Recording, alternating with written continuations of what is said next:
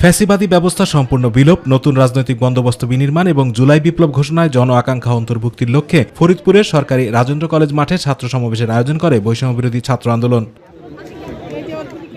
সমাবেশে বৈষম্যবিরোধী ছাত্র আন্দোলনের সমন্বয়ক পরিষদের আহ্বায়ক হাসনাত আব্দুল্লাহ বলেন, জুলাই অভ্যুত্থানের স্বীকৃতি সংবিধানে লিপিবদ্ধ থাকতে হবে, হাজারো শহীদ ও আহতদের স্বীকৃতি ঘোষণাপত্রে থাকতে হবে।